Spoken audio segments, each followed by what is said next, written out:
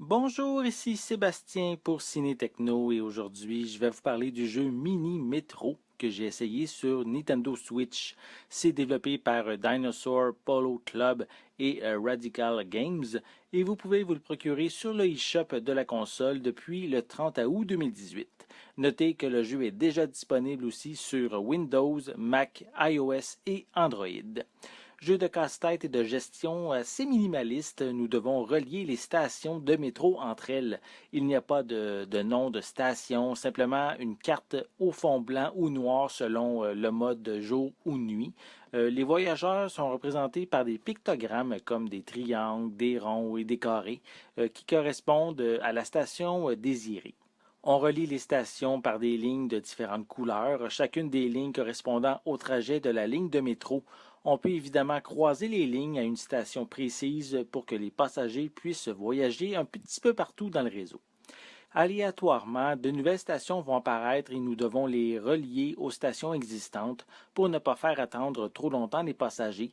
Tel est le défi principal de ce jeu.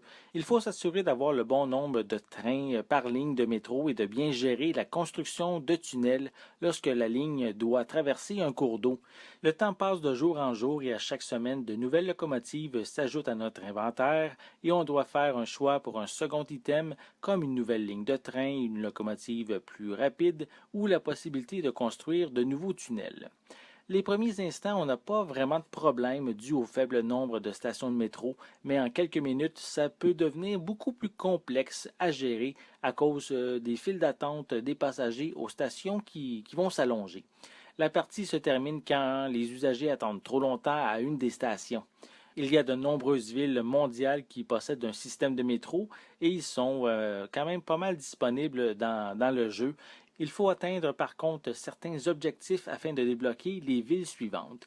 On retrouve des villes comme Londres, Paris et même Montréal. On retrouve également un mode infini sans le risque de perdre en offrant la possibilité de créer en toute liberté. J'ai été surpris de trouver le jeu assez addictif. Les parties en mode normal sont courtes, je dirais environ une quinzaine de minutes, mais on a envie de continuer à jouer ou de recommencer un même niveau.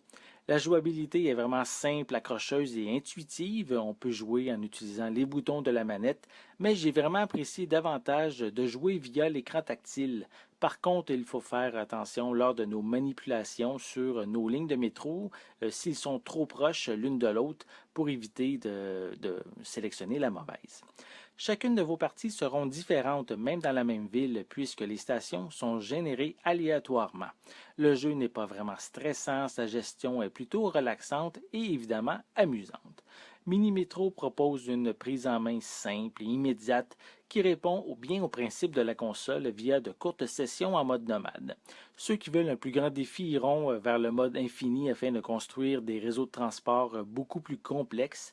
Sa jouabilité en fait un jeu où l'on devient accro rapidement et on se rend compte qu'on y passe quand même de nombreuses heures. Seul petit bémol, la musique qui devient rapidement répétitive. Je vais quand même lui donner la note de 7,5 sur 10. C'était Sébastien. Merci et amusez-vous bien.